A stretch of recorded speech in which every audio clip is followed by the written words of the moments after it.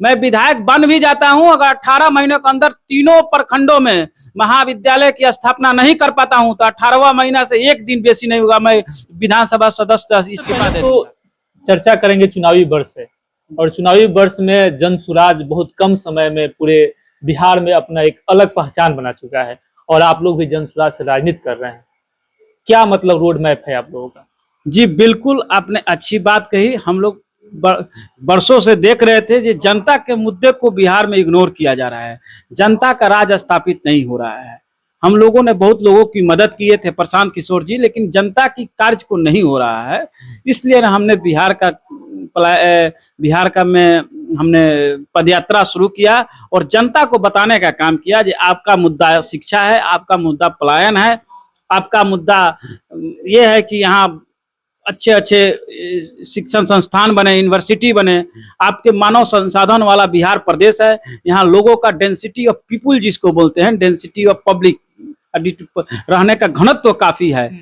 इसलिए यहाँ हम लोग सर्विस सेक्टर, मैन्युफैक्चरिंग सेक्टर या अन्य धंधे कर सकते हैं और यहाँ कर सकते हैं, लेकिन यहाँ डेंसिटी ऑफ पीपुल का फायदा अन्य राज्य उठा रही है। मजदूर की, श्रमिक की फैक्ट्री बना दिया है जी। यहाँ मजदूरों की फैक्ट्री बन गई। फैक्ट्री है बिहार, लेकिन मजदूरों की फैक्ट्री है, बेरोजगारों की फैक्ट्री है, और इसको यूज करती है और अपने राज्यों में ले जाकर इनको कमाने का काम करती है। इसलिए हमने जन सुराज के विचार और जनता का विचार लाए और जनता ने इसको स्वीकार किया है। अच्छा, बात करेंगे तरैया विधानसभा की। आप तरैया विधानसभा से आते हैं और तरैया विधानसभा की राजनीति कर रहे हैं, तैयारी भी कर रहे हैं, लोगों में चर्चा भी है। आप लोग का बड़ा बड़ा बैनर पोस्टर लगा हुआ है कि जन सुराज आएगा और 5 काम हो जाएगा। क्या 5 काम हो जाएगा? जी बिल्कुल, जन सुराज आएगा, 5 काम हो जाएगा। हम लोग तरैया विधानसभा पर फोकस किए हैं। मेरा लक्ष्य तरैया विधानसभा है। प्रमुख 5 काम ये बिहार स्तर पर होगा। जो प्रमुख है, सबसे पहले काम है जो बिहार के जो मजदूर बाहर जाके, बिहार के नौजवान साथी जो बाहर जाके अपना माने गोल्डन टाइम उनको जो अन्य प्रदेशों के कंपनियां ले लेती है, उनको बनाने में ले लेती है, विदेशों में ले रही है, उस गोल्डन टाइम को हम अपने बिहार में रखेंगे। और उनको पहला काम, पहले वर्ष से पलायन, जब जन सुराज की व्यवस्था बनती है तो 12,000 रुपए कम से कम महीने देकर यहाँ बुलाएंगे और यही रोजी रोजगार देंगे। प्रलोभन है या मतलब? कोई प्रलोभन नहीं है सर, ये पूरी व्यवस्था के तहत एस्टिमेटेड व्यवस्था है। ये हमारे बजट में भी है। जो सीडी रेशियो का पैसा बिहार का अन्य राज्यों में जाता है, अन्य राज्य के उद्योगपति उसको लूटने का काम करते हैं। जैसे आपको ललित मोदी, आपको किंग फिशर, नीरव मोदी, अन्य ऐसे, ये तो 2-4 नाम है, ऐसे हजारों नाम है। उनके पैसों को हम बिहार में लाकर देंगे युवाओं को। अच्छा, तरैया की क्या मुद्दा है? तरैया की क्या समस्याएं हैं? तरैया में आप काम कर रहे हैं, तरैया में किन मुद्दों को लेकर के आप चुनावी? बिल्कुल, तरैया का सबसे पहला मुद्दा है, यहाँ अन्य शिक्षाविद लोग भी यहाँ विधायक बने, और तरैया में आज तक तीनों प्रखंड में कहीं भी एक भी स्नातक स्तर का महाविद्यालय नहीं है। सबसे पहले मैं तीनों प्रखंडों में 1 साल या के अंदर कोशिश करेंगे, 18 महीने के अंदर महाविद्यालय का स्थापना करेंगे। अगर नहीं करते हैं, सरकारी या गैर सरकारी, अगर मैं विधायक बन भी जाता हूं तो विधायक पद से इस्तीफा दे दूंगा। इतना बड़ा दावा? जी, कोई बड़ी दावा नहीं है। मैं विधायक बन भी जाता हूं, अगर 18 महीनों के अंदर तीनों प्रखंडों में महाविद्यालय की स्थापना नहीं कर पाता हूं तो 18वां महीना से एक दिन बेसी नहीं होगा, मैं विधानसभा सदस्य इस्तीफा दे दूंगा। हमारे अच्छा शिवम जी, युवा हैं आप, ठीक है, और युवाओं में क्या आपका चर्चा है? युवाओं के लिए क्या आपका रोड मैप है?